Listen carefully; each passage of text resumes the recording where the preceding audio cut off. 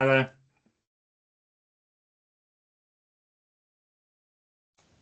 Hi, Dave. I'm well. Good to see you.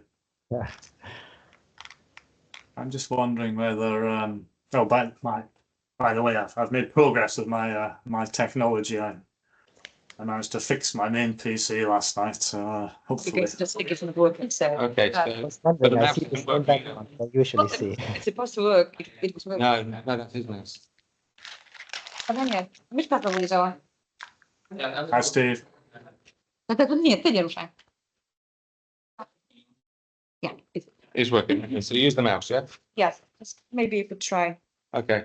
So It's working. I can see Dave's there and I can see Teresa's there. We still have second. We still have 5 minutes. Three, okay. 3, sorry. Dave's shared his slides, that's handy. Ah, excellent. I thought that hadn't worked, but it looks like it did. I'll unshare them now. Hi Dave, you all right? I'm good. How are you doing, Steve? Okay. So Dave's officially the chair of this section, but he can't see the hands on the wall, so probably I'll kind of do more chairing and at this end. Yeah. I'll sort of introduce the early part, but I'll Okay. hand over to you, Steve, for the Q&A. Okay, so yeah, you hand over to me. I'll do my presentation. I'll hand over to Teresa, and then we do the Q&A. I'll pick up on the people in the room, all 2 of them. So we should be all right. It's been good. You got Captain Dye who's doing the IT as well.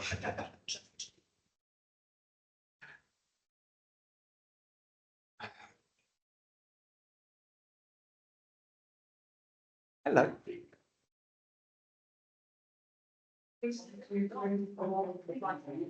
Hi, Teresa. Filling up, Hi, Dave. which is worrying.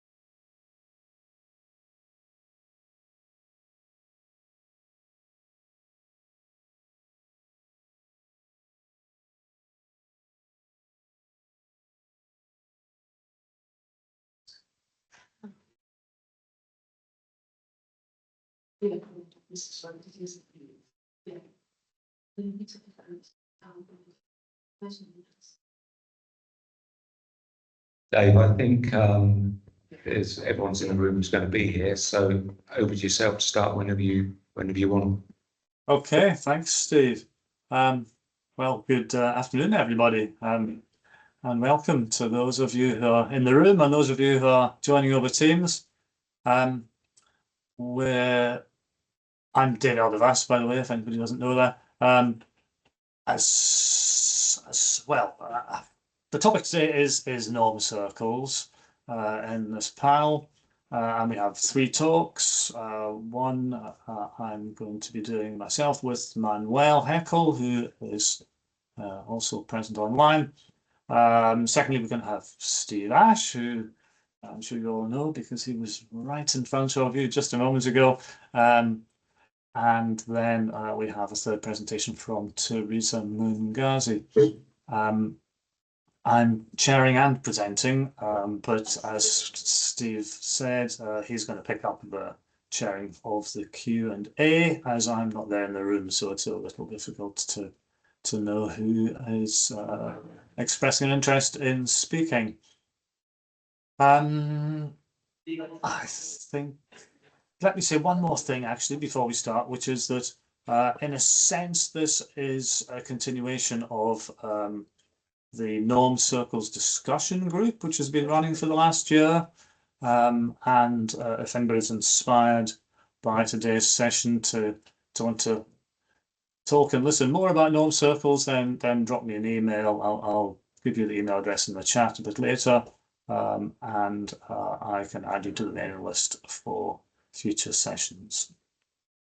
Okay, with that background out of the way, I'm going to hand over to myself with my my other hat on as the sort of first part of the presenting team for the first presentation. And let me share my slides with you.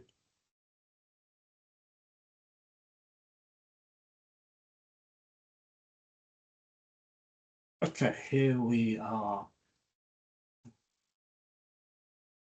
What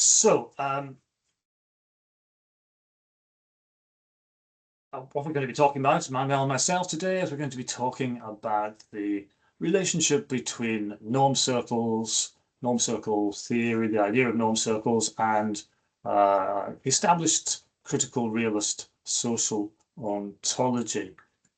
Let me move on to the next slide, if that works. Does it work?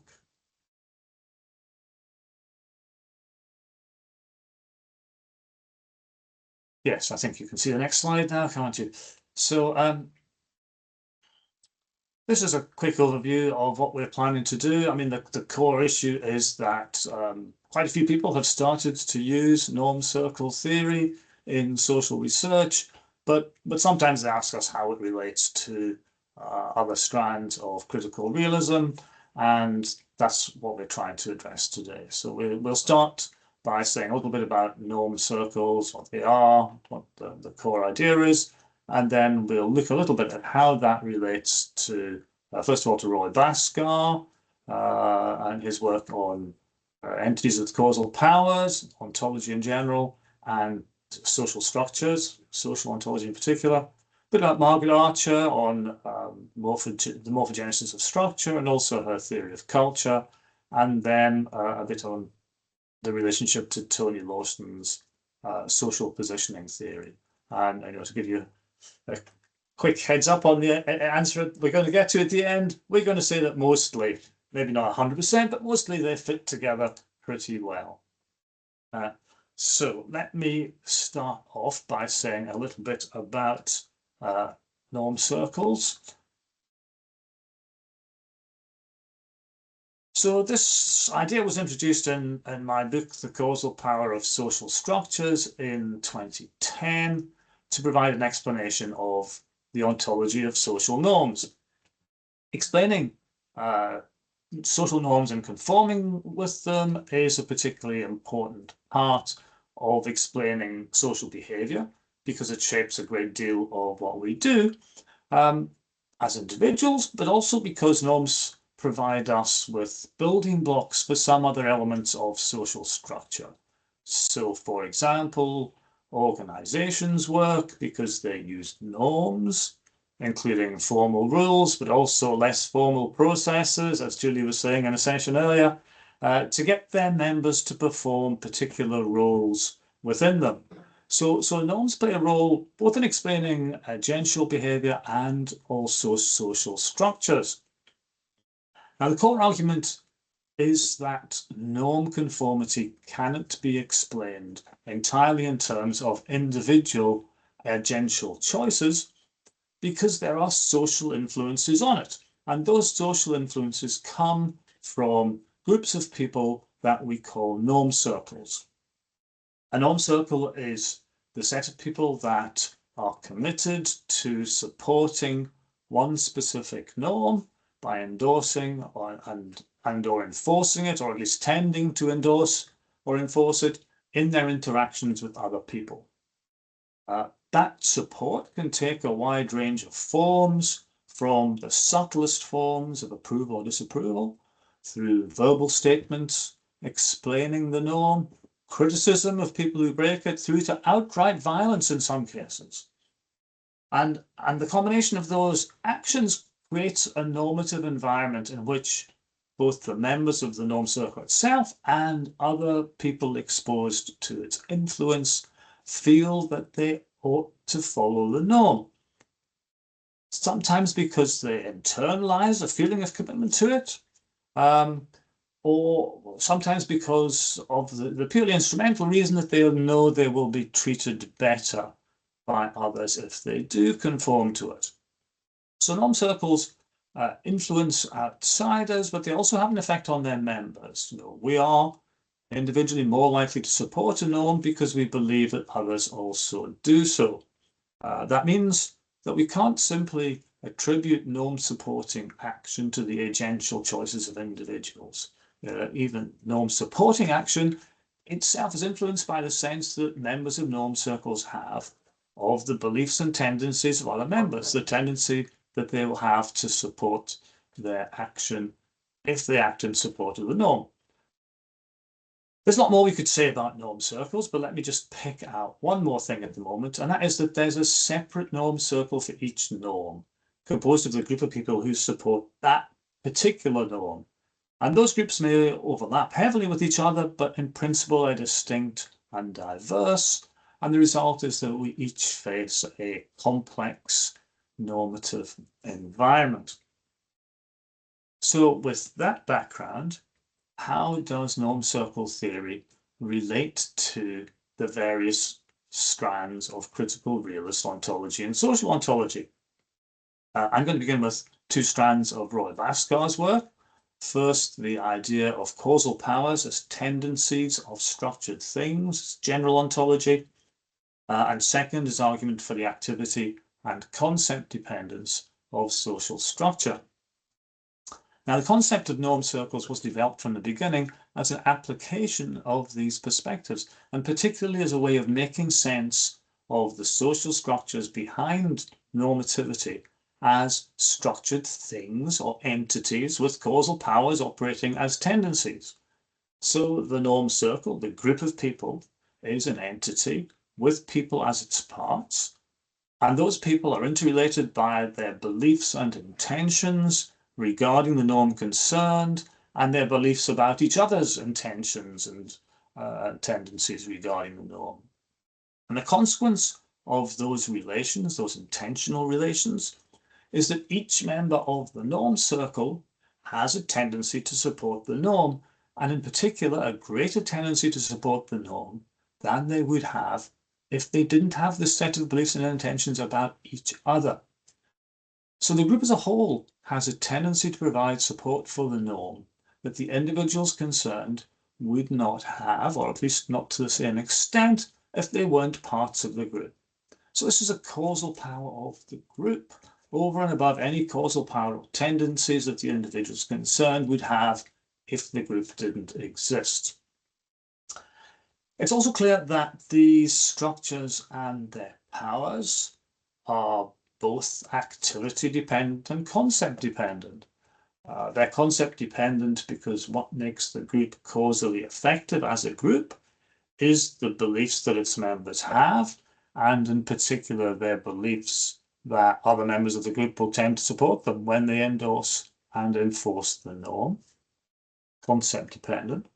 And these powers are also, this tendency is also activity dependent because the establishment and continuation of those beliefs that fuel the mechanism that makes the norm circle powerful, those beliefs depend on the continuing endorsing and enforcing activities of the members of the group.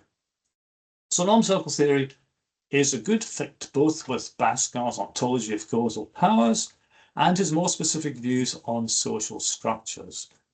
Indeed, it provides a clear illustration of how both of those abstract frameworks can be implemented at a more concrete level in social theory and in explanations of social phenomena. Let me move on then to say a little bit about the relationship to Archer's work on social ontology, which is a little more mixed, depending on whether we're considering her work on structure or her work on culture. So norm circles fit Archer's account of the morphogenesis of social structure extremely well. As required by her model of the morphogenetic cycle, norm circles, including the awareness of them and various social actors, exists at the beginning of the morphogenetic cycle, what she calls T1, before any particular agent's decision to act. At T2, the actor makes a decision and acts, and they're influenced by that pre-existing awareness of the normative context, whether because the actor consciously considers likely reactions to their action, which is the sort of reflexive path that her own approach suggests, or because they have adjusted more habitually to an awareness of the normative context, as Pierre Bourdieu's concept of habitus would suggest. So either of those paths works. And then they act, so at time 3, they act, and their action reproduces or transforms the normative environment for those around them, perhaps by reaffirming a norm or undermining it. Which leaves us at the end of the cycle, T4, with a slightly modified set of norm circles, structures, which provide the structural context for the next iteration of the cycle. So there's very good fit to morphogenesis. The picture is more complex, though, for culture. You know, you can see norm circle theory as a theory of practical culture. Culture understood as a particular range or ranges of normative social practices, which is a very widespread way of understanding what culture is. But Archer's theory of culture relates to something different. It relates to propositional culture. Culture as a body of ideas that influence us. Now, Archer adopts and adapts Karl Popper's model of knowledge to give her theory of culture. Popper sees knowledge as existing in 3 distinct domains or worlds, as he calls them. In world 1, we have material artifacts containing propositions, such as printed books. In world 2, we have knowledge as ideas in people's heads. And in world 3, we have knowledge as the kind of objective logical content of these ideas which have been represented in human texts. Now, Archer's interest is in propositional culture in world 3. This idea of propositions as somehow separate from what the physical book and somehow separate from what people have in their heads, and she calls that the cultural system. And this enables her to defend the ontological status of ideas, regardless of whether they're shared amongst members of social groups or not. She sees this cultural system evolving through a second morphogenetic cycle, parallel to the structural one that we've already discussed. Now, I've debated this model with Archer and argued against the belief that there is such a thing as world 3, and therefore against the idea that there is a cultural system in Archer's terms. For me, ideas as such only exist in individual brains, and what makes them cultural is the degree of support and endorsement they have from norm circles. I'm not going to go into the details of that disagreement here, but the implication is that we could have an alternative ontology of culture that dispenses with Archer's cultural system and her ideas that somehow exists beyond the brain. So we can see this as a competing account of propositional culture that conflicts with Archer's. However, if you disagree with me and you think that Archer's account of the cultural system should be preserved, then you could still consistently adopt norm circle theory as a description of what Archer calls sociocultural interaction, and she herself seems to suggest something like that, while combining that with Archer's ontology of the cultural system. So in other words, norm circle theory is consistent with Archer's theory of structural morphogenesis, but it also provides a potentially competing account of propositional culture. Okay, with that, I am going to hand over to Manuel to talk to you about the relationship with Lawson's work. Thank you, Dave. Yeah, I will speak about norm circle theory and social positioning theory as developed by Tony Lawson and the Cambridge Social Ontology Group. I'm sure many of you will know Lawson's work, but I'll briefly restate the theory. So social positioning theory is a theory of social ontology and theorizes the constitution and nature of social reality. And the key proposition of social positioning theory is that everything social is constituted through a positioning process in which, just give me a second, I'm sorry.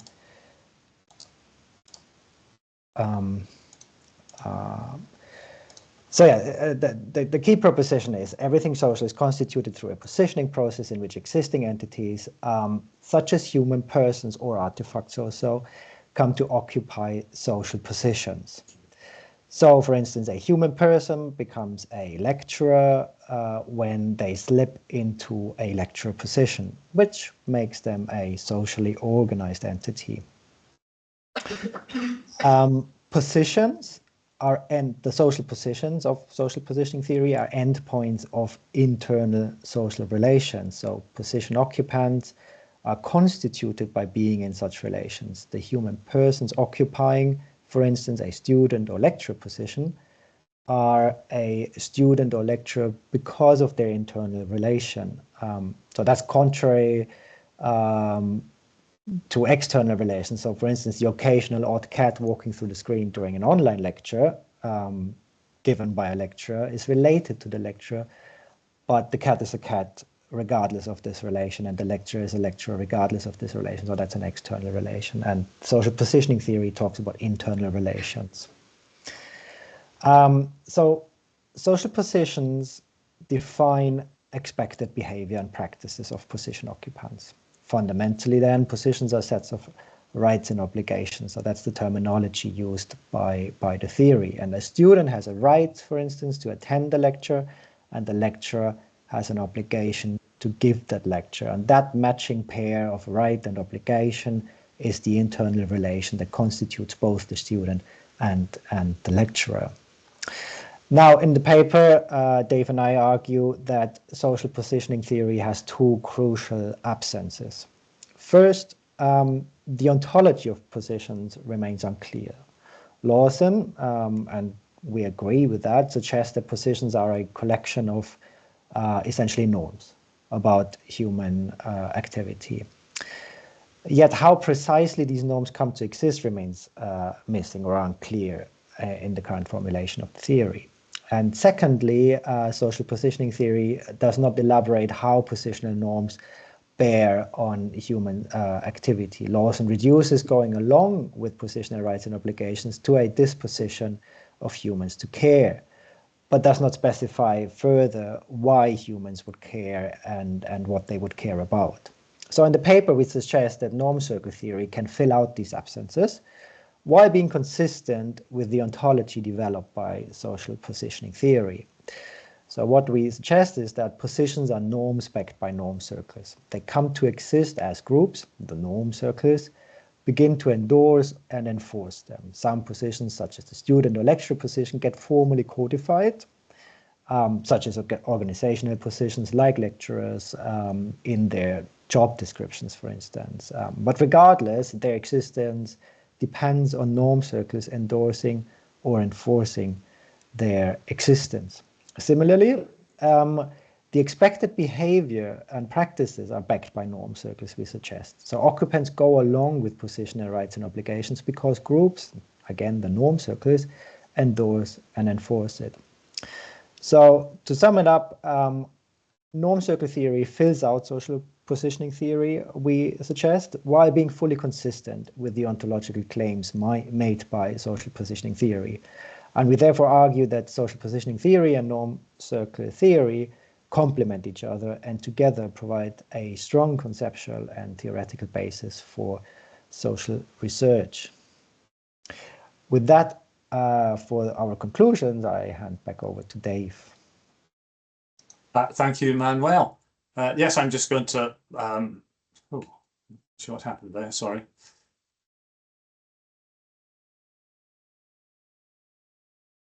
Yes, with that, I'm going to just summarize what we said, which is firstly that norm circle theory is thoroughly compatible with two of the most significant core elements of Bhaskara's ontology, his model of causal powers and his view on the characteristics of social structures. And it provides us a clear illustration of how those abstract models can be made a bit more concrete for use in social research. It also fits well with Margaret Archer's model of the morphogenesis of social structure, and it could be combined with her model of propositional culture, but it also offers a competing approach to propositional culture that dispenses with her cultural system. And finally, it strongly complements Tony Lawson's social positioning theory by explaining the normative structures and processes that underpin social positions and act as occupancy of them in his system.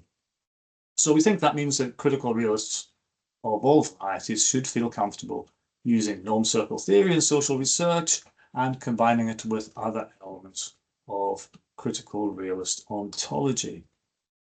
So I'm going to stop there. Thank you for listening. Thanks so much, Dave. And I'm going to hand over to Steve. I'll take my slide down in a second. Steve, yeah, so Steve is going to talk to us about the relationship between moral realism and norm circle theory, which I'm looking forward to. Thanks, Dave. Not sure how to bring these slides up. Must be a way of doing it on here. Do I bring these slides up?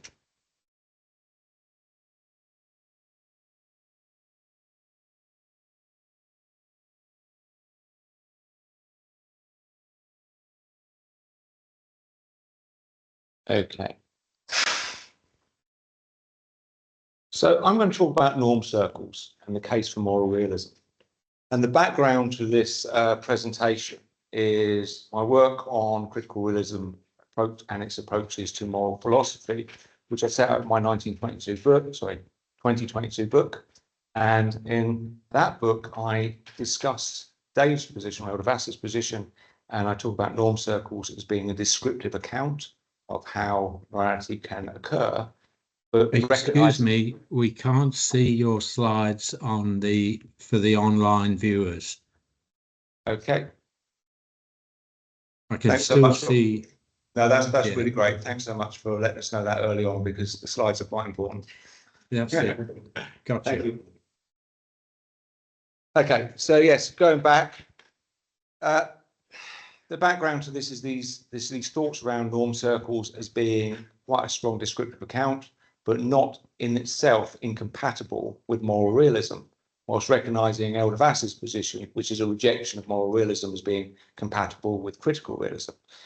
And I've been reflecting on that and norm circles themselves, and through various conversations with Eldavas, I've come to the conclusion that actually, despite his explicit dismissal in his 2010 paper, what Eldavas can be considered as providing is a refinement, not a rejection of the moral realist position. So I'm going to try and set this out over four areas of this presentation.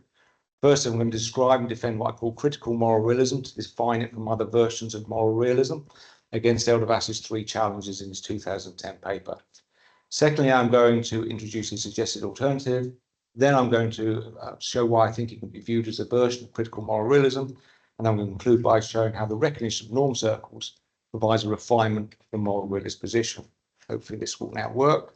Lovely. So this is a very, in my mind, simple but can be complex indication of norm circles and their complexity, where you've got various different norm circles where individuals are part of sub-norm circles as well as larger norm circles within a society. So, for example, if you say this is 19th century America, then the white population would be in one norm circle, and within that you'd have a group that believes slavery is right and a group that believes slavery is wrong. And of course, what happened there was they settled their normative differences through a war, and that put the norms of the overall society in place. However, what moral philosophy offers is the opportunity to settle these disagreements not through force of arms, but force of argument. And moral philosophy does that by starting off with the concrete issue, for example, individuals who are deemed to be property of other individuals, and looking at the ethical assertions around that, and then trying to abstract from that to ethical theories. And those ethical theories create problems for ourselves anyway, because depending on what theory you follow, it can lead to a different judgment around that concrete fact of whether slavery is right or wrong. So moral philosophy then abstracts even more, and it moves up to the metaethical level, where you've got the considerations of ontology and epistemology. And that level is where moral realism comes into play as a theory. It's any theory that believes there's a factual basis for moral claims, which means moral claims can be true or false. And there's a large range of different moral realist positions. For example, Plato is a moral realist position. Ones that are based on religious justifications can be seen as moral realist. And obviously what I'm going to describe now is critical moral realist position. So the argument that Bhaskar sets out for critical moral realism is based on the distinction between the transitive and intransitive dimension of knowledge. He says, and we can all understand that distinction as critical realist. He says that just as there is a transitive dimension of knowledge, there's a transitive and intransitive dimension of morality. And our transitive is our moral theories, and they're about this intransitive object. And because they're transitive theories, they can be more or less true or false. We know that epistemology relativity is part and parcel of our understanding of the world. But there's an intransitive object they're trying to know more about. And that intransitive object includes our existing moralities. Now, Aldous recognizes this distinction, and he sees this distinction as a useful distinction. But the difference is that Eldevast sees that the intransitive is only the existing social values and personal values where they can confirm to social values. Whereas what Collier brings to Bhaskar's argument is he says that you need to fill it out with a substantive theory of worth. And what a substantive theory of worth gives you is, which I'll come on to in a minute, is that objective morality, like objective knowledge, aligns with facts. And as it's a depth realist position, we have to assume those relevant facts will be mechanisms and the structures they emerge from. Now, whilst I say Eldevast recognises that transitive and intransitive dimension and sees it particularly useful, what he also says, and this is my understanding of his argument, is that transitive is used by two ways by Bhaskar. And the second way is when Bhaskar's talking about transitive morality, he's talking about these objective values that are universal and timelessly true. And it's these objective values which, if an ethical claim is true, it confirms to, and false if it doesn't. And that these objective values refer to a moral reality independent of either individual social structures. And what Eldevast's argument is, this doesn't make sense within the framework of critical realism. So to show that again on the transformational model of social activity, both Bhaskar and Eldevast would recognise the reality of social values and personal values. What Eldevast says is what doesn't make sense is this group somehow floating in the ether, objective values existing independently, real but not actual. And he's right, they don't make sense. But I don't think that's what critical moral realism is arguing for. What critical moral realism is arguing for is there's aspects of reality that have intrinsic value. So is there any chance we can close down the corner of the screen that has got the people? I know it's lovely to see their faces, but yeah, okay. That there's aspects of reality that have intrinsic value. So when we talk about intrinsic value, we can all understand the distinction between use value, something is useful for us, exchange value, I can swap it for something. Intrinsic value is a claim that something is valuable in itself, whether or not we recognize it. Now, I'm starting to trip over my words there by talking about all those different kind of values. And I think that's what Collier brings as a conceptual innovation here, which is quite useful, because Collier talks about that aspects of reality that have intrinsic value as being worth. And when you talk about worth, we can see that our values may or may not align with that worth. And the more objective our values are, as the more they align with that worth. And that means our moral consciousness is open. We can learn more about the world. We can learn more about what has worth, and therefore we can have more objective values. Now, this obviously depends on an understanding of what worth means, and that's a problematic area because Collier's own theory doesn't work within a generative notion of causality, and you recognise that. And of course, Bhaskar describes it as intrinsic value, which is, I'm saying is the same as worth, but outside of transcendental experiences, it's very hard to see the action guiding nature of the recognition of intrinsic value or worth in relation to moral choices.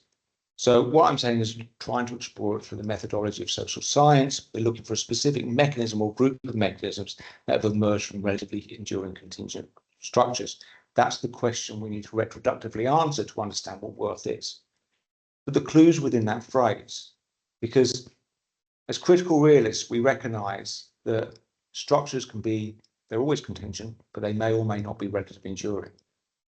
But that raises the question, what is it that makes a structure relatively enduring?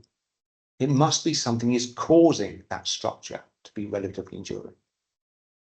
And when you think something is causing something, we're looking for a mechanism. So as all relatively enduring structures must have mechanisms that have an effect at a structural level to promote their continuation or flourishing, those mechanisms are what we can refer to as having worth. So worth is not a universal feature of the world. It's not a singular property. It's always a specific judgment about a specific mechanism in relation to a specific structure. Mechanism, whatever, has worth for structure, whatever, because of what it's doing for that structure. So if I give you 3 examples of worth, the first one is gravity. You know, we know that large bodies attract each other, and there's a specific level of gravity within the universe. And if that level was different, if it was stronger, the universe would be a black hole and wouldn't exist. If it was weaker, the universe would be spread all over and we wouldn't have planets, and again, we wouldn't exist. So it's a fact that gravity has worth in the structure of the universe. We can't deny that fact. It's true whether or not we recognize it. It was true before an apple fell on Isaac Newton's head. Well, what's that got to do with morality? Absolutely nothing, because morality is about the guiding of our actions. And we can't influence gravity, but gravity can influence us. But if I look at a different structure, the structure of the planet, again, we can understand, and we know from scientific inquiries, there's a ratio of carbon dioxide in the atmosphere, which factually is required. It's a true fact for the continuation of human life on this planet. So we can say that that level of carbon dioxide has worth for human flourishing. That's a fact. And because we know we can influence it, our moral choices around how we behave in relation to our own carbon footprint are moral choices that are factually grounded. And the same applies to all other aspects of complex structures where you can see something as worth. So, for example, we can talk about the worth of friendship for the complex structures that are human beings. And empirical studies will show the worth of friendship in relation to our life expectancies and for the flourishing of societies around that. But when we've got situations where a friend may be in danger and we may have to put ourselves in danger to help our friend, or when a friend does something that impacts on the flourishing of somebody else and we have to decide whether our friendship's more important than the other thing, we have moral dilemmas. We have to judge the competing worths in play here and make a decision. It's not easy. We usually get it wrong, but we can't deny that these are judgments around factual aspects of the world. So I think that answers 2 of Eldervass's 3 challenges. His third challenge was, how has morality emerged? How can we understand this? And this puts us into the realm of norm psychology, which I find a fascinating field. And what norm psychology looks at is why and how we are, as a species, norm following and norm policing. The interesting question is not the how, but the why. And to answer that question, we try to look at evolutionary accounts of the human species to try and understand why we are norm following. And to try and create these accounts, they look at early written records, and they look at other societies, like societies of hunter-gatherers, and try to understand that. And what that shows is that all human societies are norm following and norm policing. But in our early societies, those norms favour only a very small group of that society. They are predominantly patriarchal norms that favour a small male group of elders. And so the whole norm circle works in norms that favour that group of elders. But it also shows that in the concept of norm circles is good for understanding this. That actually, whilst we have in-group moral behaviour, the way we behave to out-groups who aren't part of our norm circles historically is actually appalling. And all norm circles seem to have this in-group and out-group. So the question is not how did morality first emerge, but it's 2 questions. How do we emerge as a species that norm follows and norm polices? That's the evolutionary accounts. And the second is the question of why on earth did the beneficiaries and membership of norm circles expand at some point in all human history?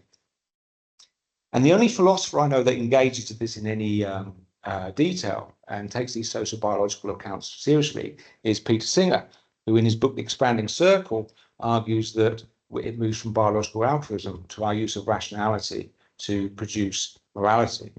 Now, I'm not going to favour that account at all because I'm trying to keep it at a metaethical level. And all I'm going to look at is whether or not moral realism can be justified. But what you can see from this is that critical moral realism as a metaethical position suggests the widening of a circle of moral concern can be explored by considering our relationship as cognitive beings with existing worth. And so for me, these explanations, when they're produced, work within a critical moral realist framework and within that meta theory. So let's now turn to Elder-Vass's own argument for his own moral position, which is built on Habermas's discourse principle, which is just those action norms are valid, which they all possible affected persons could agree in a rational discourse. Now, I've got the word valid there in red because I think it's interesting as part of this discussion, but I'm not going to be able to cover it here now, that valid is used differently by philosophers and social scientists. And it's not key to the argument, so I won't cover it here, but I'm just flagging that up. And what Elder-Vass says is if you've got an imaginary norm circle of all the individuals in the world, and they have that commitment to truth that is necessary for the process of discourse to take place, then they will necessarily emerge these valid universal norms. First is that we value all humans, and then on the basis of that, we support all humans to stay alive, meet their basic needs, ensure people have the capacity to flourish. Now, what those are democratic egalitarian norms. But of course, to get all individuals in the world together in a norm circle and to agree that that's a good idea, you have to already have a commitment to democratic egalitarian norms. And that's a circular argument. Now, Elder-Vass doesn't see a problem with this. He recognizes that circularity, but he doesn't see an issue with that. However, if you're trying to describe a morphogenic process, a circular argument can never describe a morphogenic process. Because if you've got a slave owner and you say, actually, what I need you to do is be committed to bringing your slaves into your moral universe, because if you did, they wouldn't be your slaves. They're not going to be persuaded that they should have those people as part of their moral universe, because then they are part of their moral universe. You need a different argument to get to that stage. So I think what's possibly happening is that you've got these norm circles are exposed to norms to other circles, and that causes some sort of conflict within a norm circle. And that commitment to truth is truth about something. It's not just an abstract fact or an abstract concept. When we talk about truth, we're talking about reality and we're talking about the world. So we bring to our process of discourse understandings of worth. And that leads to the conclusion that all human beings have worth, which then leads to the commitment to egalitarian norms, that leads to the subsequent widening of the norm circle. Now, I've gone through that TMSA, that little circle, quite a few times there. So I've laid it out, and as you can see, I think it's a moral realist position. I've laid it out in a slightly different way here, where you can see the steps of the argument. But you've got the commitment to truth, and on the basis of that, you've got the recognition, you've got it bringing to normative discussions, you've got this recognition of the commonality of our shared humanity, leading to a conclusion that all human beings have equal worth. That leads to the emergence of democratic egalitarian values, and then you get the widening of the norm circle. So to me, considering moral realism, or considering morality from the concept of norm circles, and particularly why norm circles expand, leads to not moral realist conclusions. And that's why I think norm circles offer quite an interesting approach towards moral realism. So just to cover the points that I think come out of there in slightly more detail. First, around norm circles and universalism, because what our reflections on norm circles highlight is that norm circle following is universal. And you can see that factually, some mechanisms have worth in every single norm circle where there's human beings. These can be postulated as universally true. But over the whole of human history and in different societies, we've had situations where actually there are things that have worth only within that historical epoch for that particular society. But they still had worth for that society. Recognizing that worth was still a moral judgment about the truth or falsity of actual facts about the world. And that means that universability is a criterion for truth. It's not the only criterion of truth. Moral realism is a search for universally and timely true values. It is a search for worth. Now, I've said norm circle widening requires the recognition of aspects of reality that have worth in all norm circles. And that brings me on to my final point. And I think this is a point that talks to the theme of the conference, because this is quite an abstract discussion. But actually, when we're talking about moral realism and moral theories, we're trying to justify a moral position. And the question is why do we bother with moral justifications? And I've always thought the best explanation of this is one that's found by Bernard Williams in his book, Ethics and the Limits of Philosophy, where he says the intended audience of a moral justification is an already moralized community, giving reasons to people already disposed to hear them to help in continually creating a community held together by the same disposition. But as the background to this slide is trying to indicate, and as the concept of norm circles indicates, we're not all in one moral community. And there is a deliberate attempt to split us into smaller and smaller moral communities by people who make significant amount of money by conflict and disagreement. And those who favour an authoritarian agenda and are against democracy are certainly feeding the flames of these conflicts. So when we ask what is the purpose of a moral justification, I would say that a moral justification can provide an already moralised community with reasons to widen the membership and beneficiaries of that community. And I think that is probably why I think this is an important discussion, not just in philosophy, but wider than that. Because developing ontologically grounded moral justifications for the values that we use and that apply across all norm circles are essential for developing the cohesion and trust and addressing the deliberate attempts to create a slide into authoritarianism and democracy. Thank you very much.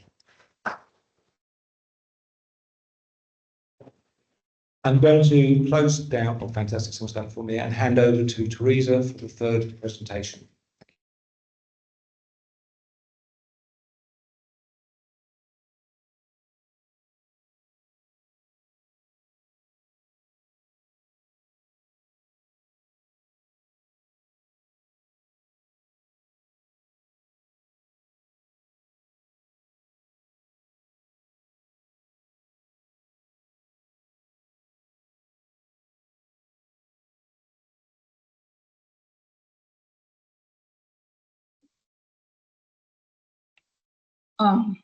Good morning, everyone. So my presentation is following a preliminary study across a nationally representative sample that we conducted to understand factors influencing consumer awareness and interest of hemp. The study that we conducted found a significant relationship between interest and consumer sustainability consciousness. So this study forms an empirical basis for further investigation into the drivers of collective interest in hemp under conditions of a hype, which I will clarify as I go on with my presentation. And also I will try to discuss the contextual factors that led to the decision to further investigate the driving mechanisms behind the interest, and also implications that it has on our ability to navigate pathways towards a sustainable future. So this proposed research also is carries this norm circle theory by Dave Eldervas, which I'll try to also emphasize on. So just from the work in progress presentation I did, I found that some of the audience were not familiar with the hemp plant. So I'll give a bit of a brief overview of hemp and its uses, so that we have a good sense of the type of crop that we're talking about. It's the same species as marijuana, but different varieties.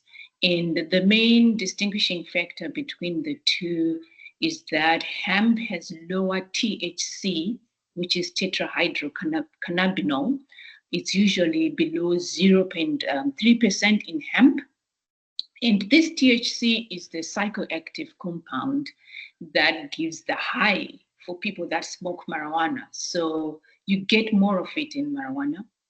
The crop has versatile applications varying from food, supplementations, supplement ingredients, textile and clothing, rope, construction materials. It's important for bioplastics manufacturing. It can be used as a biofuel. It can be used for making paper, personal care products, and animal feed.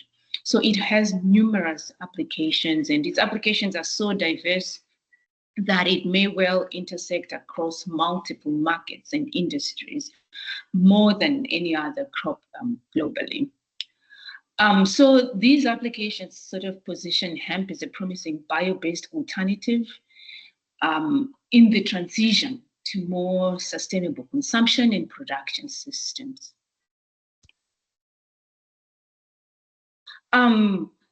So an important sort of aspect that I'll bring about in this context is that of the sort of the complex and interrelated or interdependent challenges in terms of sustainability that we are currently facing that require structural transformation, especially since we have dominant ideologies like neoliberal capitalism that prioritizes short-term economic gains over long-term ecological resilience. And sustainability transition theories have been used as a framework for large-scale systemic change and for us to be able to navigate pathways towards more sustainable futures. And one important aspect in transition literature is hypes or hype. So a hype is defined as an upsurge of public attention and high-rising expectations about an innovation's potential. So this happens when we have a product, a new product on the market, a new investment theme, or a new innovation, where we have a peak of expectations, where there's a lot of publicity about the product, there's a lot of excitement about it, which is usually exaggerated. But it has a use in the way that it acts as a window of opportunity for regime sort of reconfiguration or for transitions into more sustainable systems. And in transition studies, hypes are based on expectations, and these are real-time representation of future technologies, technological situations, and capabilities. And these expectations varies depending on the actors. Where we have on the corporate side, they're more driven by profit motives, and on the consumer side, regarding hemp especially, they were more on the sustainability side. So different actors within a system will have different expectations. But because of the emphasis of the sustainability benefits of hemp when it was hyped, I thought it would be important for us to look at the sustainability dimension of that hype. So one pertinent issue that we thought could potentially undermine regime level sustainability transformation is regarding a disconnect between marketing rhetoric and substantive uptake of environmental or sustainable practices. So I'd say what we have here is a concern that has been sort of brought up by Petty and Crane, that more and more sustainability is becoming sort of less and less connected to tangible practices. And so we have situations where we have marketing claims of sustainability that often lack alignment with actual sustainability practices.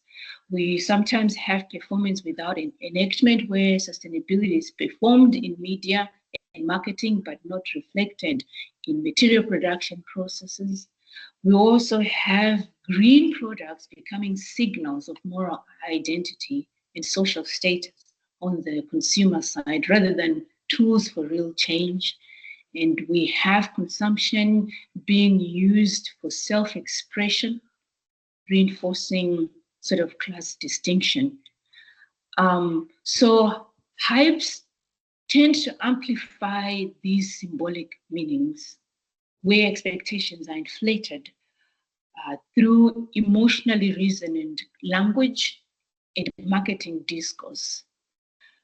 So for this reason, while there are a window of opportunity for sustainability transitions, hypes can also, we can say they can go either way, and there is a concept of futureless hypes where they can either catalyze real sustainability transitions or they will entrench symbolic sustainability. And according to how I'm arguing this is that because I'm focusing more on the demand side dynamics of transitions, I'm saying that that change or the trajectory, the sustainability trajectory that an industry would take would depend on whether its consumers accept green claims at face value without scrutiny, or they sort of critically evaluate them.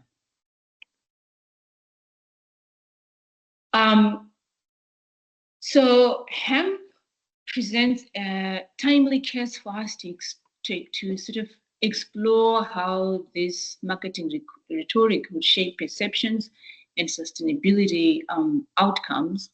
And when hemp entered the market, there was a hype around it. As I mentioned, it was touted as a regenerative crop. It's climate friendly. It appealed to farmers, investors, and consumers alike. But obviously, we have a risk of the fact, we have a risk that if it's left unsubstantiated, then its sustainability image may become symbolic rather than transformational. And there's so many pathways that this could go. It could replicate monoculture-based unsustainable models. It could become a niche or luxury item. It could serve as a quick fix without any systemic change, or it could genuinely contribute to sustainability. And I believe that, or I think that this sort of research will give us an idea on how we can steer the hemp sustainability trajectory towards a more sustainable future and away from being a symbolic, representing symbolic sustainability.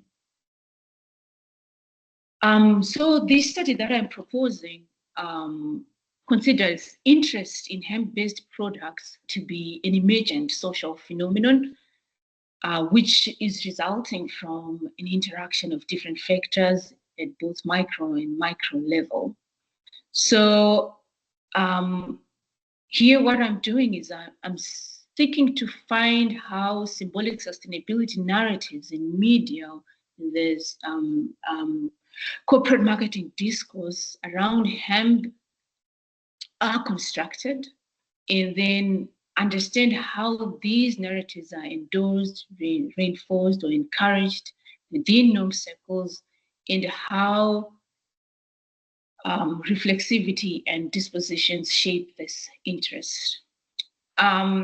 So to uncover underlying mechanisms beyond the surface, since I'm intending to find out what are the driving mechanisms behind the interest, I'm going to be using critical realist framework and the emergentist theory of behavior. So is we are already aware of norm circles are a concept that was developed by Dave Eldevaz to explain how social norms are maintained, enforced, and reproduced through collective influence of people who share and reinforce these norms between each other.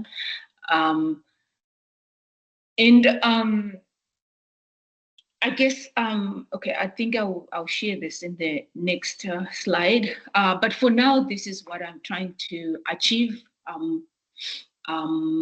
in trying to look at what it is that is driving the interest behind this hemp by the sustainable consumer. So the steps that I'll take is that I'll first start by analyzing corporate marketing discourse to identify dominant discourse. I'll identify recurring narratives, framing strategies, and symbolic constructions of hemp. And then from that, I will infer discursive norms, cultural assumptions, and underlying ideologies using Fairclough's critical discourse analysis framework of the dimensions. And then I'm going to see how these discursive norms are operationalized within norm circles.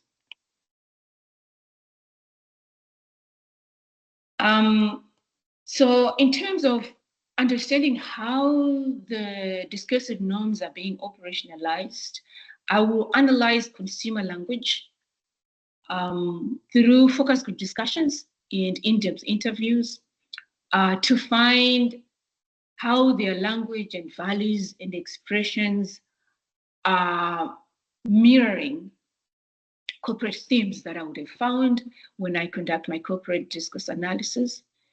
And then I'll focus also on indicators of internalization or reproduction and action within norm circles. And I hope I'm representing this well, but according to Eldervas, these norm circles act as causal mechanisms through which discursive norms exert their influence. And they are reinforced and endorsed, within these norm circles. And as I probably reiterate, or not yet, but influence of these discursive norms are not deterministic. The individual agency still remains important, and it plays a part. And so in terms of conceptualization of agency, I'll be using the emergentist theory, a combination of habitus and conscious deliberation, which is Archer and Bourdieu. So as for the research design overview, I've already completed the first part, which is where I found the significant influence of sustainability consciousness on interest in hemp-based products. And then on the second phase is where I'm going to do the critical discourse analysis of hemp corporate marketing discourse. And then I'll conduct focus group and interviews with self-identified sustainable consumers. I think here I have a few concerns, obviously, that I would like to raise in terms of the methodological approach that I'm going to use. I am going to strictly use focus groups and interviews, and there's no time in sort of the approach in the project in itself does not support participant observation, which I believe is an important component in determining the influence of structure. And so that is one aspect that I would be interested to find out what everyone thinks in terms of the approach, or if it's a major limitation. And then on implications for sustainability transitions, obviously because critical realism interrogates deeper social structures beyond. What happened?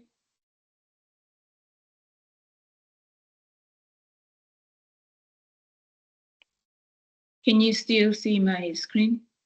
Yeah. Yeah, we can all see the screen. You're on slide 10 of your 11, the pack at the moment. Oh, okay. I think I lost my screen here for some reason.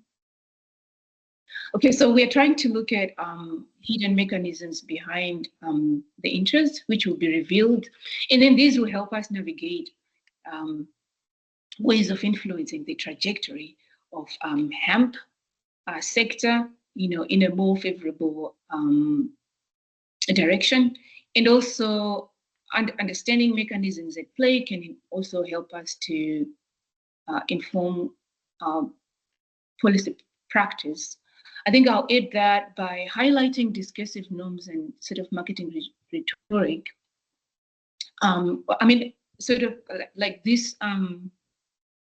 This research will allow us to highlight how discursive norms and marketing rhetoric can lead to symbolic uptake of hemp, where sustainability is performed rather than practiced, And so to alert policymakers, marketeers, and scholars on the dangers of greenwashing,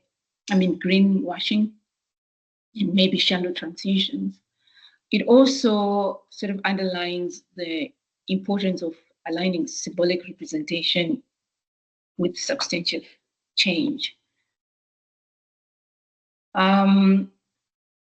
So I guess that is what I have to share regarding my project and the use of norm circles.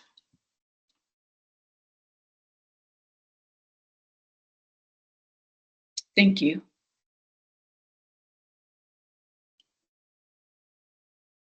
Thank you very much, Teresa. We're over to questions now for any of the three presenters. I'll take within the room first and then move across. Start with Stein. Hi. Yeah. Actually, I won't point out. I'll let the gentleman walk around with a microphone. Although I think Kareem might have to come forward for asking his question. Look at the length of the Yeah, thank you so much. I have a lot of thoughts in my head, so I'll try to say my thoughts as clearly as possible, but it's a question or a reflection for Dave and Steve. And I just wrote down a headline to like frame my question. And the headline is the moral status of norm circles despite moral unalignment. And it's based on an empirical example that if you have, or when you have an organization or an institutional frame where you have a group of people who reproduce a certain norm that could, for instance, be a suppressive discourse, and you have people in that group who don't do anything about that discourse, but when you speak to them outside the group, they say that, well, they don't really like that discourse, but they don't do anything about it. But still being part of the group, they're reproducing the norm of accepting the discourse, despite that they don't agree on it morally. And I don't really have a question. Besides, I would really like to hear your thoughts about that, both Dave and Steve. Thank you very much. Dave, do you want to go first or do you want me to go first? Yeah, I'm happy to respond if that's okay. Yes, I mean, if I understood you correctly, you were asking about the kind of case where you have a group of people who are reproducing a discursive norm, maybe in an organization, and some people who are present may disagree with the norm, but they don't do anything about it. I think that certainly fits with the model. That those people who are being part of the norm circle involves endorsing and enforcing a norm in your practical interactions with other people, and by enacting the norm, enacting the kinds of discourse that the norm favors, then you are effectively endorsing the norm. So those people who are employing that discursive form are reproducing the norm. That makes them part of the norm circle. People who don't agree with that are a source of potential normative change, but only if they actually challenge the norm. Perhaps they have in effect, people who disagree with it have a kind of contrary norm that they have in mind, but maybe they don't think anybody else agrees with them. So there isn't a norm circle, so they don't feel empowered to oppose the prevailing norm.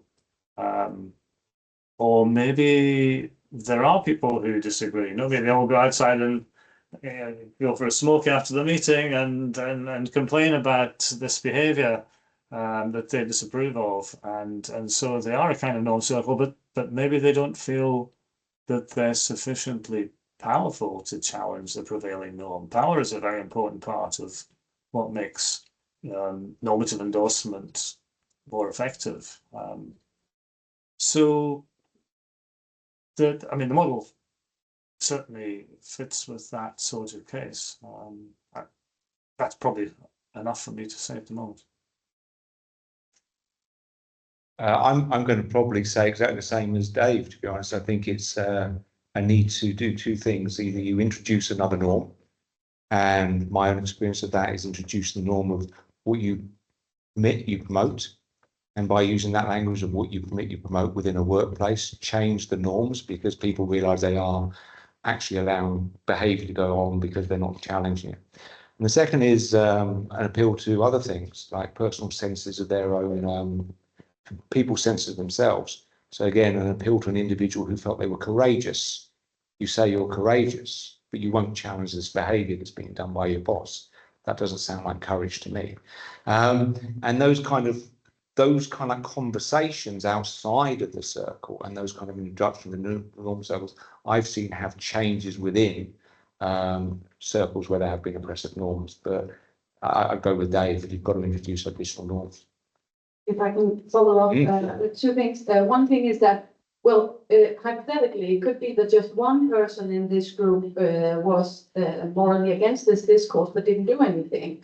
And then how do you know if this person is part of a different norm circle or if it's just one person who has a different opinion? That's one thing. And the other thing was in relation to what you said, Steve. It was not so much a question of what to do. It was more a question on how to perceive or conceive the situation, because from how I understood your presentation, that morality and norm circles, how they go together. But from that example, you can support a norm circle without justifying it from a moral perspective, if you understand what I mean. So you can reinforce a norm circle without finding it morally, acknowledging it morally.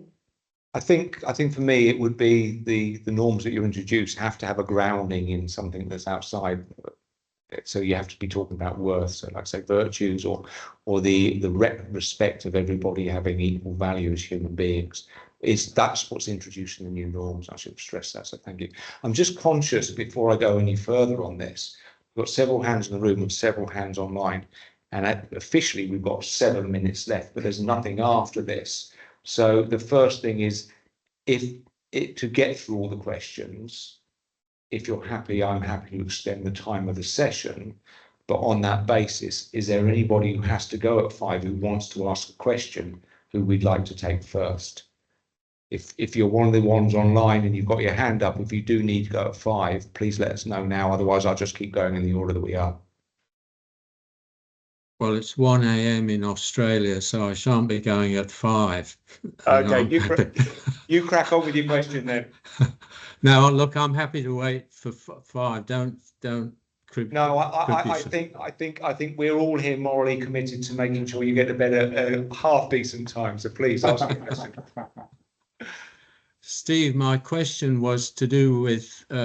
Thank you for a very good presentation. Thank you to everybody for excellent presentations. The sense of worth, the difference between use value and intrinsic value. I think you were saying that you saw that sense of worth coming from an biological evolutionary source. Was that the point you were making in your slides?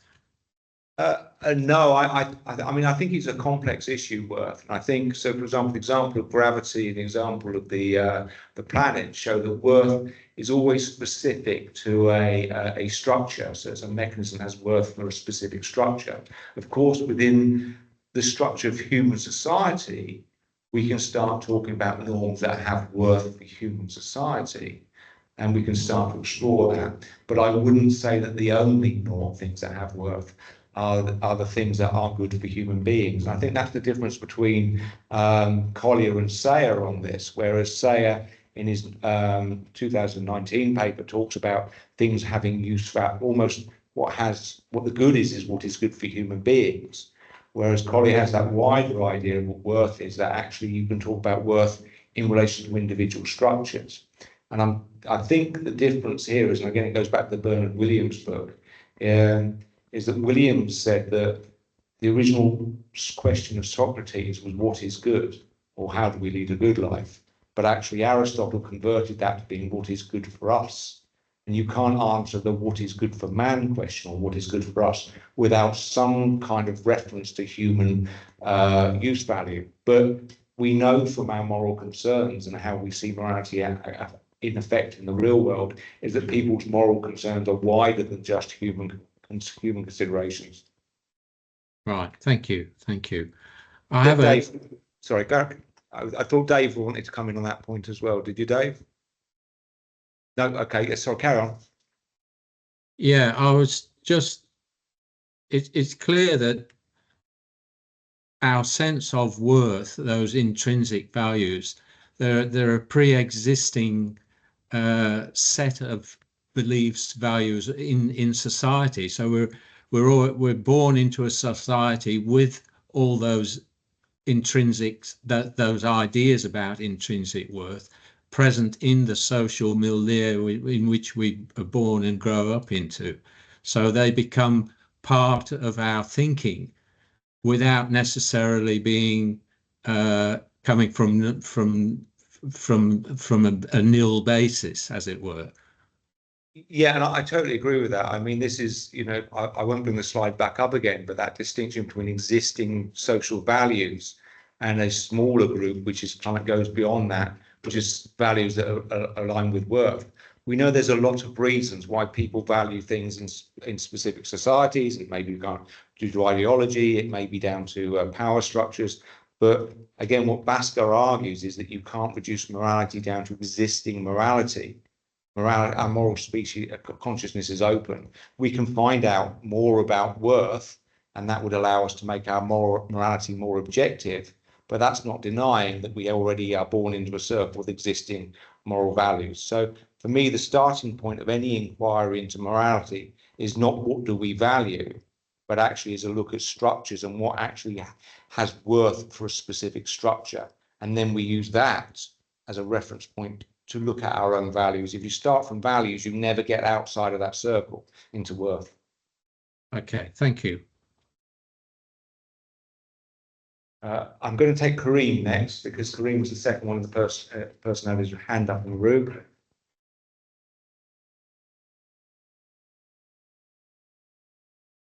Thanks. Two quick questions today, but one to see.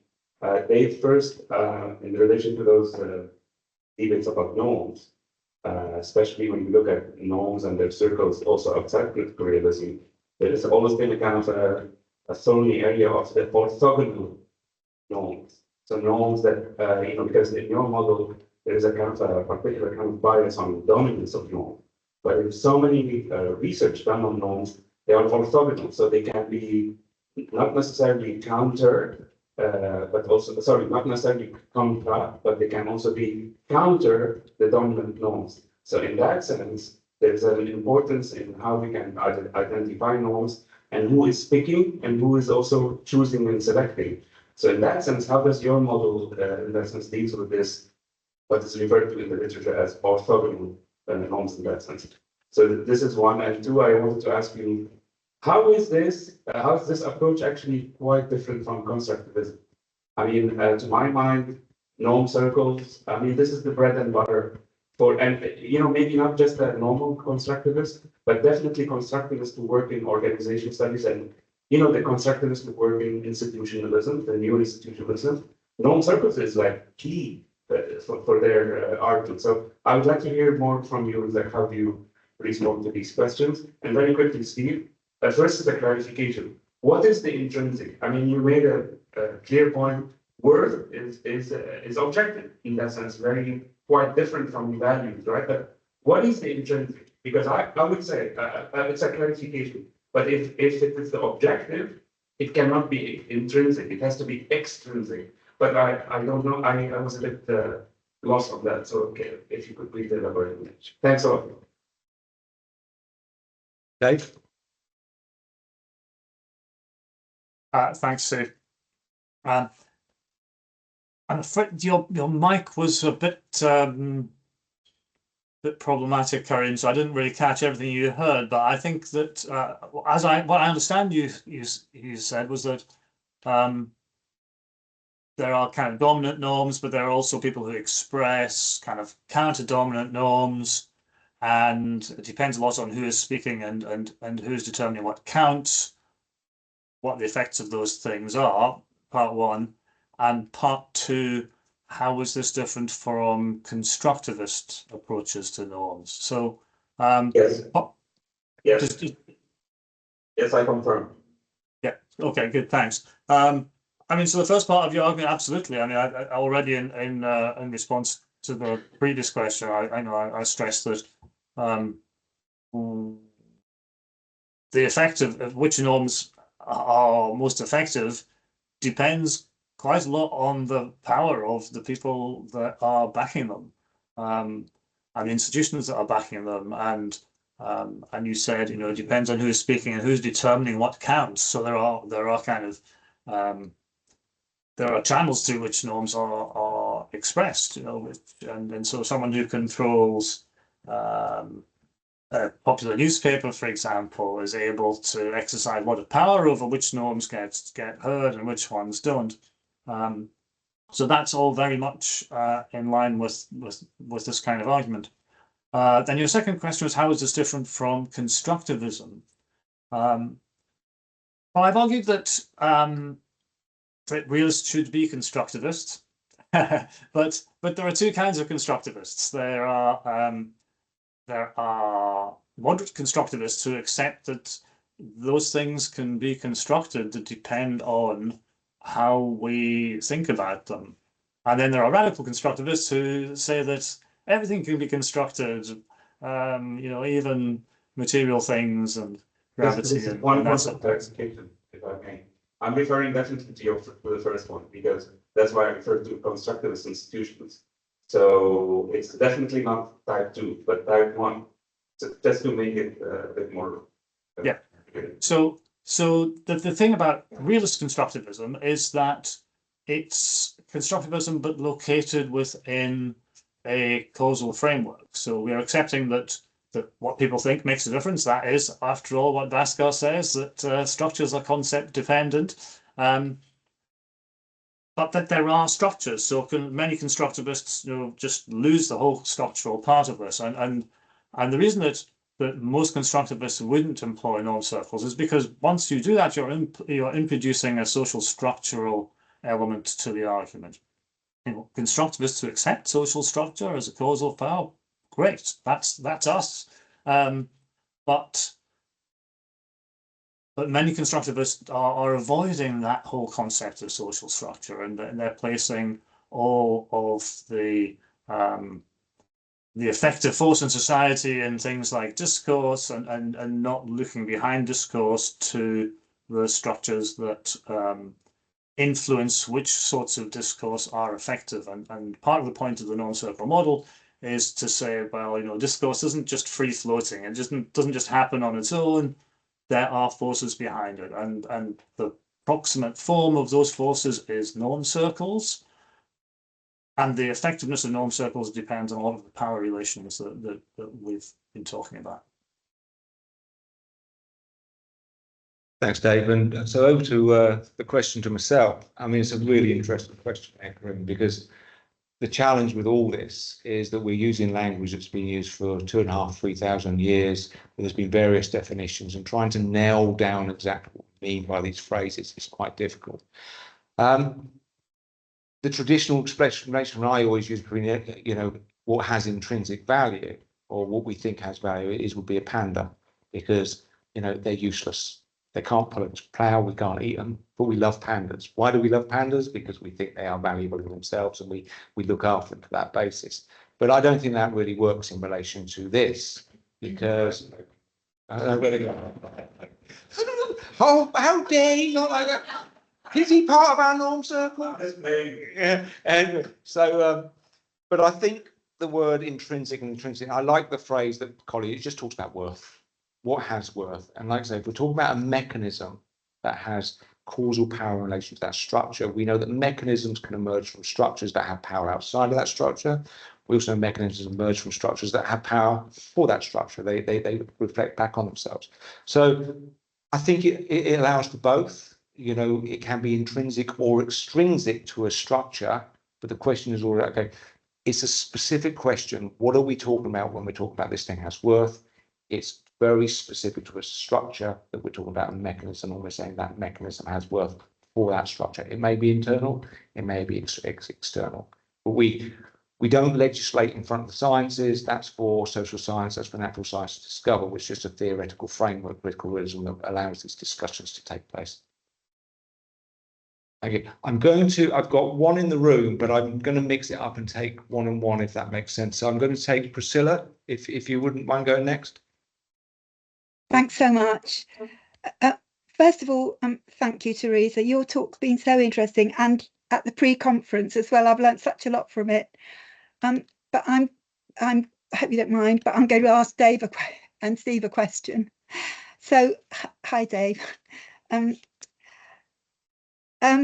Now, I think, would you agree that you're talking about morality very much in terms of reason, cognition, rationality as a guide, the thinking, the empirical level?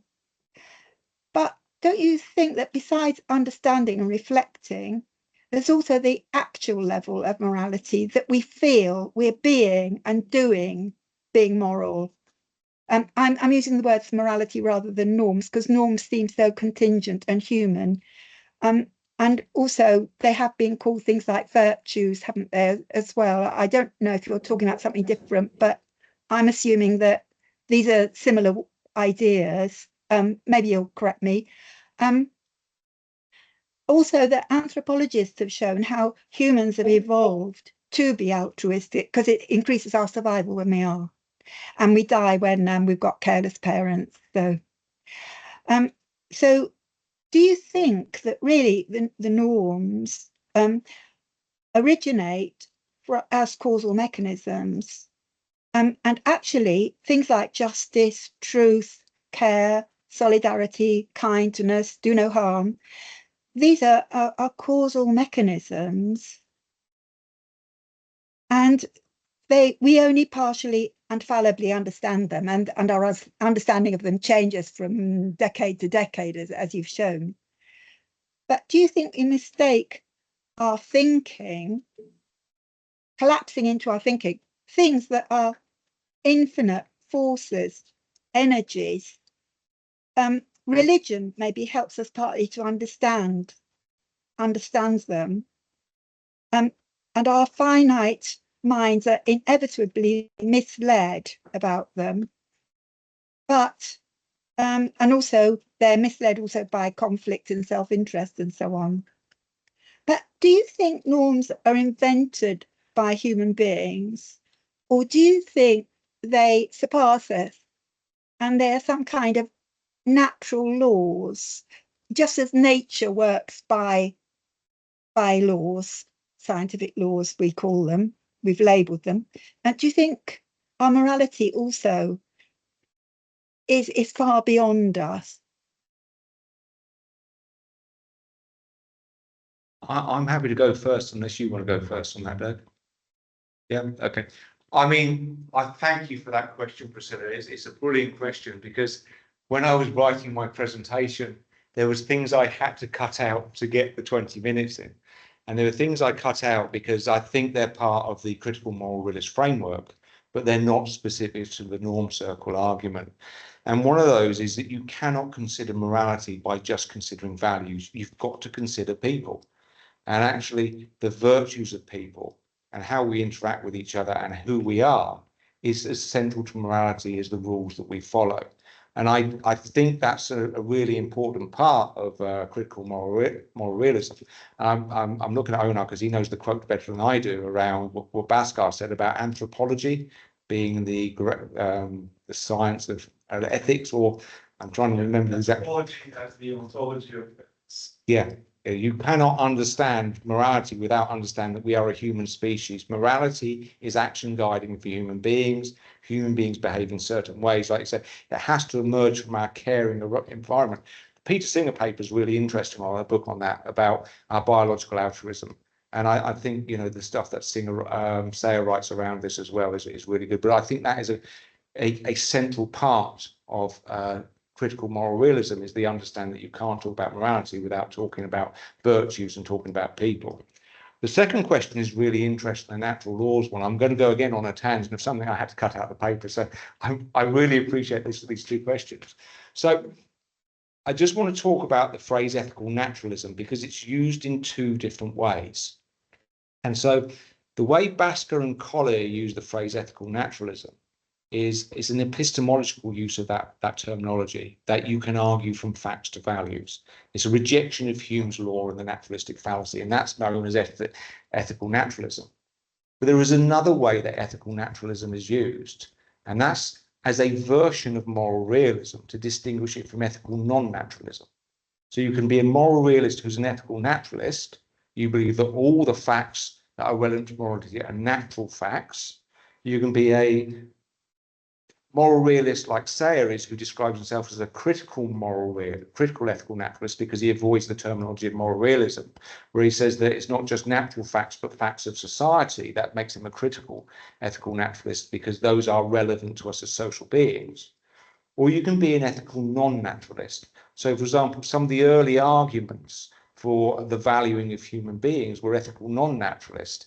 i.e. they were referring to facts, but they were referring to non-natural facts, or what was seen as facts, but they're non-natural facts. So, for example, in the English Civil War, some of the radical people arguing for mass democracy would argue from the Bible, what was seen as facts in that society. So they would say that, you know, Jesus didn't die for sins of the 40-shilling ratepayers. Jesus died for all men's sins.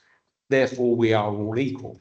Now, that's a non-naturalist ethical argument, if that makes sense. So I recognize that distinction between ethical naturalism and ethical non-naturalism, and I know why Sayre doesn't use the term moral realism. However, I feel that, again, we shouldn't legislate in front of sciences. This is something that needs to be discovered. I know we can discover the value of the worth of gravity, the worth of carbon dioxide in the atmosphere, the worth of friendship. I don't know any arguments for the worth of a non-fact natural fact, but I'm open to the possibility that there are non-natural facts. Therefore, I'll take the step back and remain at the moral realist position, which allows both ethical naturalism and ethical non-naturalism to be arguments within that. Can I just reply to you, Steve? I hope you can hear me. There's a thunderstorm going on here. You're back to talking about facts and ideas and back to the empirical level of human cognition. And I've been saying beyond that are our instinctive physical being and doing. And beyond that, at the level of the real in the causal mechanisms, there are these stupendous infinite powers of truth. And also an example of that is how we've misjudged our relationship with the world. We've been greedy, so we've broken moral laws, and that's what's happening. So for me, when I'm using the word facts, I'm working on a depth for this position where the relevant facts are not just what can be empirically observed, but the mechanisms that underlay that we assume that exist from what we can see, and the structures, the deep structures. So for me, the facts is a depth realist understanding of what the facts are. The real includes mechanisms and structures, not just events. Fine. Okay, thanks. Dave, over to yourself. Thanks, Steve. Yeah, interesting question. There are quite a lot of parts of it. I absolutely agree that our moral capacity, our capacity to think in terms of right and wrong and feel strongly about those things is evolved. And you said that, Priscilla, and there's lots of evidence that it's evolved because it supports our survival, or at least the survival of our offspring. And it's not just evolved in humans. I'm pretty sure that there's an element of normativity in other species, certainly other apes, and I'm not enough of a biologist to say how far it might go. But it evolves as a mechanism of self-preservation, species preservation, and that makes it kind of inherently relative to the needs and the benefits of the self and the species. it's not something inherently universal. It's something that's specific to the species that possesses it, and different species will have, and different people will have different senses of what's to be valued. And that derives initially, presumably, from the fact that morality it develops for us to preserve ourselves, and then expands when we start to reason and start to understand that what we depend on is not just, you know, the people around us, but the planet, for example. So our sense of what we should value expands, and I'm going to use that as an opportunity to sneak in a little response to Steve, because Steve talked about things having kind of objective worth, if you like. You know, the I don't know, the level of carbon dioxide in the atmosphere has worth to the human species, and yes, there's something objective about that, but I don't think that gives you the objective value that Hugh-Anton Bhaskar wants, because it only gives you value if you value the human species. You know, we value the human species, so it's important to us that the planet stays within manageable levels of carbon dioxide and various other environmental requirements. But you know, little green men from Mars, if there are such things,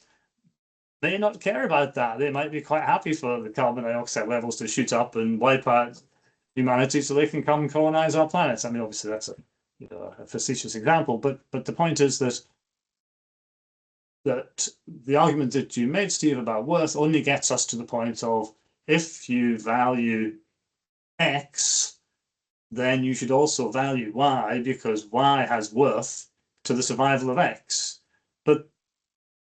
But to value that, you have to value X in the first place, and that's the thing that isn't objectively based. So yeah, I'm not quite as much as a moral realist as you are, Steve. Yeah. Thanks for that, Dave. And it's an interesting question, and I think this is why you can't consider morality without considering the human species. We are a species who care. We have a relationship with the world, one of care.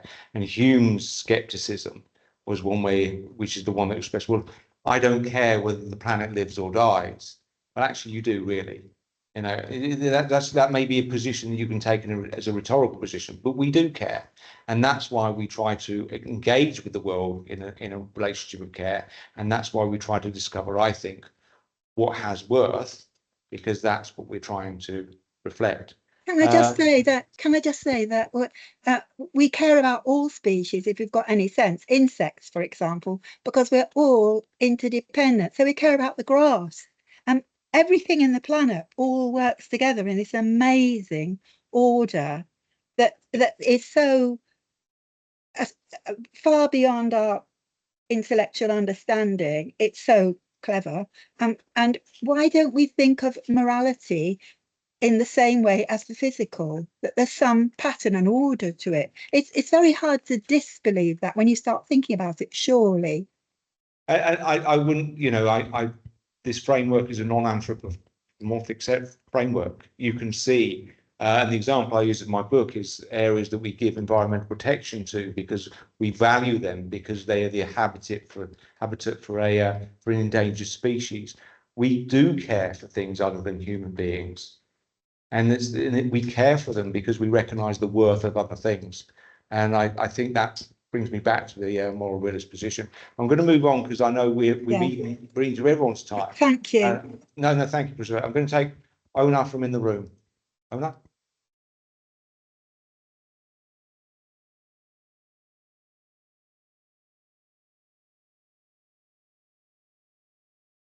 Well, first of all, I'd like to thank you all, presenters.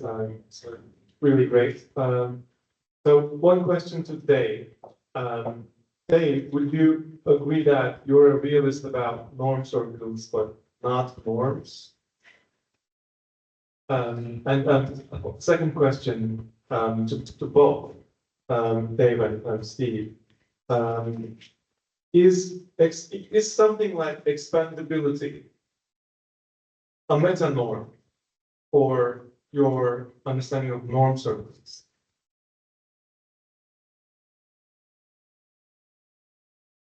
Over to you, Dave. Yeah, sorry, Honor, I didn't catch the key word in your second question. Is something like X a metaphor? Expandability. Okay. Expandability. Okay, in that case, I did hear it, and I don't understand the question, I'm afraid. But the first one, am I a realist about norm circles but not norms? I think I'm a realist about both. I mean, norm circles, I think, exist as real structures, and norms are,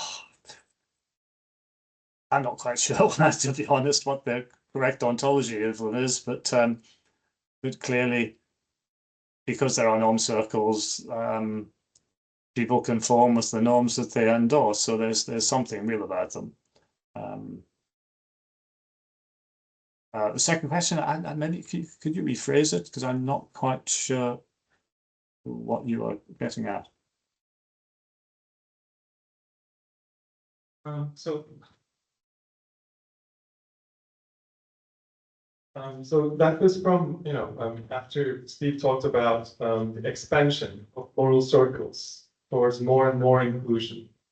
Is that expansion or expandability of some sort a meta-norm for your moral, for your norm circles? Do we care about something like universalizability?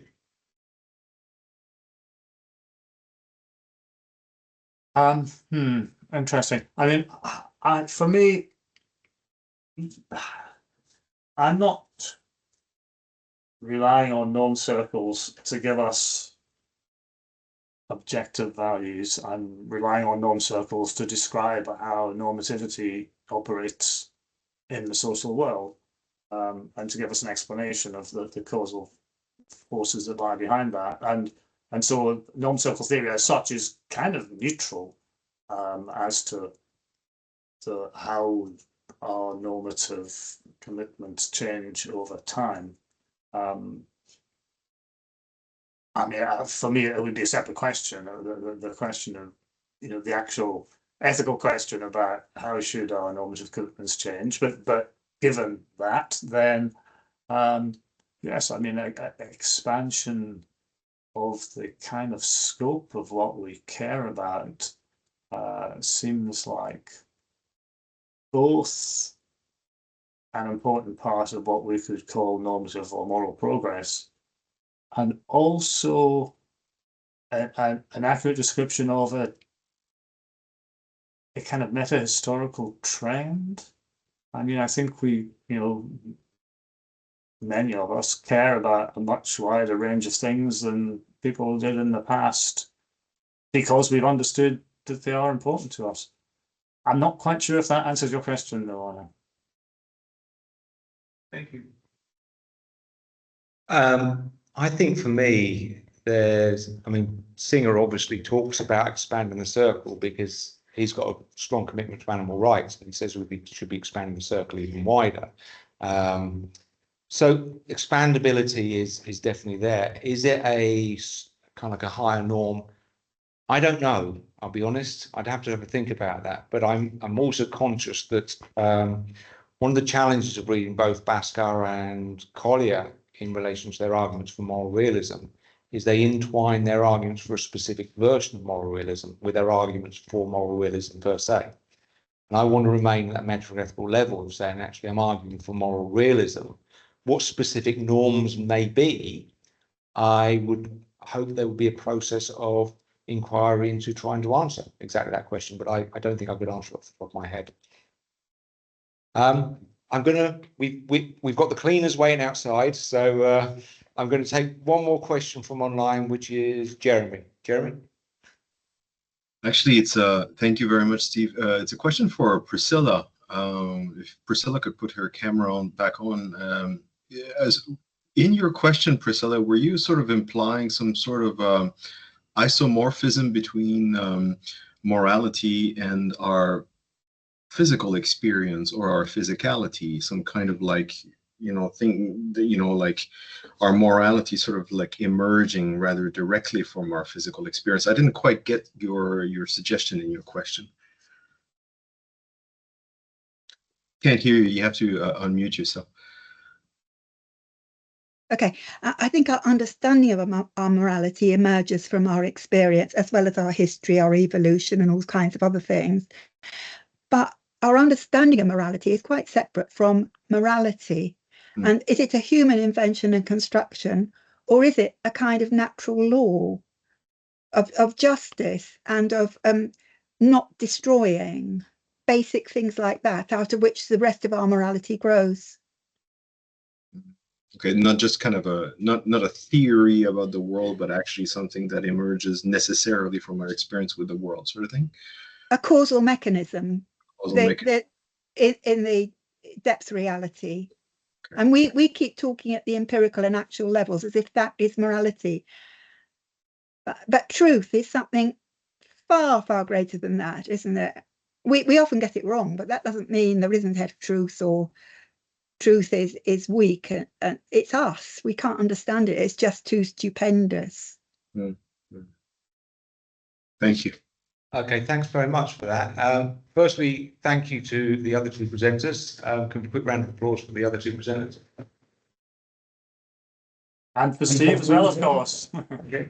And thank you so much to all the audience for the fascinating questions. And thank you so much for giving up an extra half an hour of your time today to continue this discussion. And we'll see you at the rest of the conference. Thank you.